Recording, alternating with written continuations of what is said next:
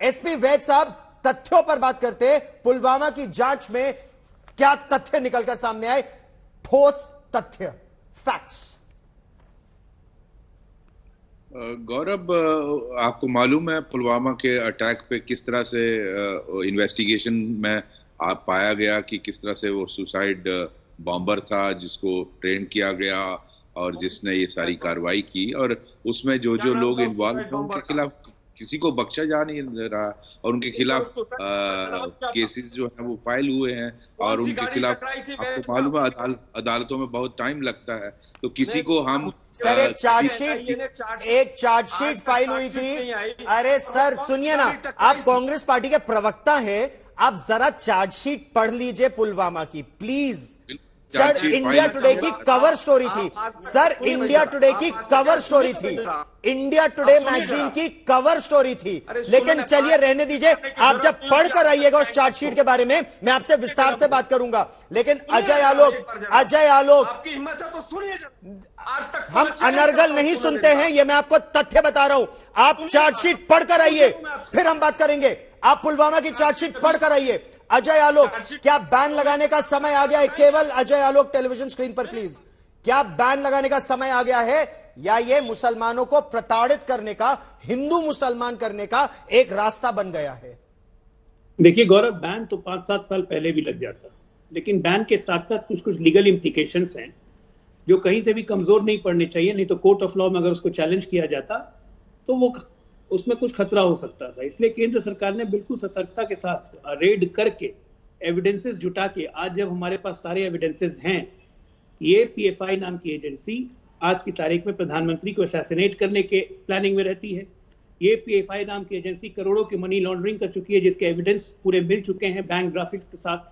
ये पीएफआई नाम की एजेंसी जिसका पॉलिटिकल आउटफिट एसडीपीआई है, ये एजेंसी लगातार टेरर एक्टिविटीज में, राइटिंग्स में इन्वॉल्व रही हैं। ये पीएफआई पॉलिटिकल मर्डर्स में इन्वॉल्व रही हैं जिसके एविडेंसेस हैं।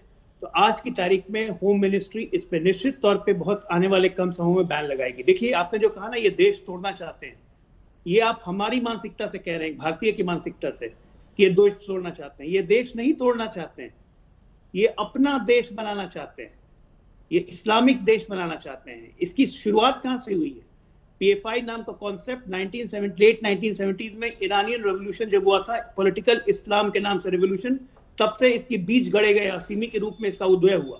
1992 बाबरी मस्जिद डेमोलिशन के बाद सिमी फुल फॉर्म में एक्टिव हुआ जिसमें रेडिकल मुस्लिम्स को जोड़ा गया कि भारत एक इस्लामिक देश बने। आज उसी के तंत्र पे चलते हैं। ये कहां देश तोड़ना है? ये भारत को अपना देश बनाना चाहते हैं, ये भारतीयों का देश नहीं चाहते। बिलाल खान, ये बहुत गंभीर बात है, और जो देश या तोड़ने की बात करेगा या इस्लामिक स्टेट बनाने की बात करेगा, क्यों ना हो उसके खिलाफ ठोस कार्रवाई सबूतों के आधार पर। देखिए, मैं ये बताना चाहूँगा, आज तक देश का सबसे बड़ा चैनल है और मैं यहाँ बैठकर सीधा कहता हूँ कि मेरे लिए और मेरे कौम के लिए, मेरे मुसलमान भाइयों के लिए सबसे पहले हमारा भारत देश है। अगर हमारे भारत देश के लिए कोई गलत काम करेगा या फिर उसके लिए खिलाफ कोई साजिश करेगा, आतंकवाद से जुड़ने का काम करेगा, उसको हम कतई बर्दाश्त नहीं करेंगे। लेकिन आप जिस तरीके से चाह रहे हैं ना, जो आप बात कर रहे हैं कि हिंदू राष्ट्र बन जाएगा, मुस्लिम राष्ट्र, ये नहीं बन सकता। इन्होंने ये कहा कि कुछ मुसलमान चाहते हैं कि देश में मुसलमान राष्ट्र बने, नहीं बन सकता मुस्लिम राष्ट्र। ये देश ना हिंदू राष्ट्र बन सकता। ये देश कानून से चलेगा, ये देश संविधान से चलेगा। इस देश में आपकी बातें हमारी बातों से नहीं चलेगा। आप कुछ भी कहते, 2047 से ये चल रहा था, प्रूफ करिए ना क्या चल रहा था। इस देश को कोई भी नहीं चाहता है मुस्लिम राष्ट्र बना दे। कुछ लोगों की साजिश है, मैं बता दूंगा, बयान देते हैं कि इस देश को हिंदू राष्ट्र बनाने का काम करेंगे, चाहे वो नरसिंहानंद हो, चाहे वो साइड के लोग हो। अजय आलोक एक प्रश्न पूछ रहे हैं आपसे, क्योंकि ये डिबेट ना केवल तथ्यों के आधार पर होनी चाहिए, केवल प्योर फैक्ट्स। नेशनल सिक्योरिटी हर भारतवासी की जिम्मेदारी है, चाहे वो हिंदू हो, मुसलमान हो, सिख हो, ईसाई हो, चाहे सत्ता में हो, विपक्ष में हो, हर भारतवासी को इस चुनौती से लड़ना है। उत्तर दीजिए। बिलाल खान एक सामाजिक कार्यकर्ता भी है, ठीक, अजय आलोक भी है। एक बिलाल खान सामाजिक कार्यकर्ता भी है, वकील भी हैं। तो मैं उम्मीद करता हूं, संविधान की बात कर रहे थे तो कोर्ट की बात तो मानेंगे? बिल्कुल मानेंगे, मानते हैं। केरला हाई कोर्ट पे भी माना कोर्ट की बात। सुन लीजिए। केरला हाई कोर्ट जस्टिस के हरिपाल, उन्होंने साफ कहा था कि पीएफआई एक टेररिस्ट ऑर्गेनाइजेशन है, एक्सट्रीमिस्ट ऑर्गेनाइजेशन है। हालांकि इसे अभी तक केंद्र सरकार ने बैन नहीं किया है। तो क्या आप समर्थन करते हैं केरला हाईकोर्ट का? कोर्ट हाँ या ना? ने तो सुप्रीम टिप्पणी मैं बता देता हूँ, सुप्रीम कोर्ट ने टिप्पणी क्या अनूपुर शर्मा के ऊपर क्या की थी आपको मालूम है? और किस उसके तरीके बाद से उसके टिप्पणी बाद के क्या बाद हुआ, देश आदेश में क्या नफरत दिया था फैलाने वो का भी काम आपको किया। मालूम अब है। तक अरेस्टिंग हुई, आदेश कोर्ट टिप्पणी आदेश क्या करता दिया है, था? बहुत सारे टिप्पणी- केसेस में अरे टिप्पणी वकील करी साहब, है, लेकिन वो टिप्पणी और फाइनल आदेश में फर्क जजमेंट करना नहीं है। सीखिए। कोर्ट का जो टिप्पणी और टिप्पणी आदेश का फाइनल फर्क- जजमेंट, ओनली वो टिप्पणी है, उस पर फिर- कोई फाइनल जजमेंट नहीं आया है। अब लेकिन मैं अनूपुर आपको- शर्मा के मामले में चुप हो जाते हैं, जहां वो गौरव, पीएफआई और दूसरी कोई बात- संगठन की बात है, आलोक मुस्लिम शर्मा संगठन अपनी बात वहां पूरी इनका करना चाहते हैं। बोलना चाहता है। जी ये आलोक तो शर्मा, ना- उससे पहले अजय आलोक, दो तरफा बात मत करिए, एक जी, तरफा बात अजय करिए आलोक, सर। अजय गौरव, आलोक। दूसरी बात जरा आलोक शर्मा जी ये भी बता दें, पीएफआई के नाम से इनको इतनी मिर्ची लग रही थी, 2017 में केरला में अलायंस क्यों किया पीएफआई के साथ? केरला में मुस्लिम लीग के साथ कर्नाटक अलायंस में क्यों क्यों किया? alliance किया? जबकि वो कर्नाटक पीएफआई में का भी एसडीपीआई के PFI साथ इनको मिली हुई थी, समर्थन आपने दे रहा था। एसडीपीआई के साथ अलायंस किया जो उसका पॉलिटिकल आउटलुक है। मैं केरला में थोड़ा आप सा जोड़ मुस्लिम लीग देना के साथ चाहता गए जो एसडीपीआई के साथ रहता है, आपकी सिंपैथीज क्यों रहती हैं इन लोग के साथ? जरा जवाब दे दीजिए। ठीक, एक राजनीतिक प्रश्न पूछा गया है। आलोक शर्मा जी, अगर आप उत्तर हूं। देना थोड़ा सा चाहे। इसमें ऐड कर दूं, ऐड कर दूं, ठीक।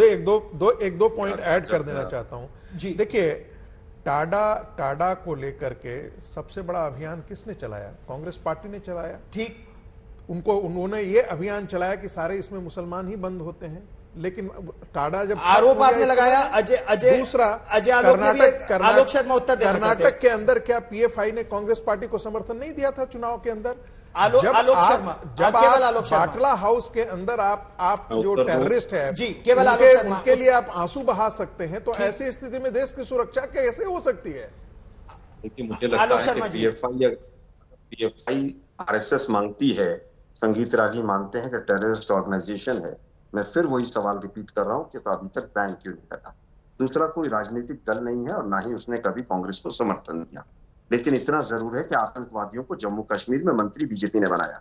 आसाम में और त्रिपुरा में जो आतंकी संगठन घोषित थे, उनके साथ जो अलगाववादी संगठन थे, उनके साथ अलायंस हुआ, लेकिन आज का वो विषय नहीं। मैं फिर वापस आना चाहता हूं, मैं कह रहा हूं पीएफआई अगर गलत कर रही है तो सख्त से सख्त कार्रवाई होनी चाहिए। और जो बार बार आप गौरव जी मुझे कह रहे थे ना कि चार्जशीट पढ़ लीजिए, चार्जशीट पब्लिक डोमेन में नहीं है, पब्लिक के लिए।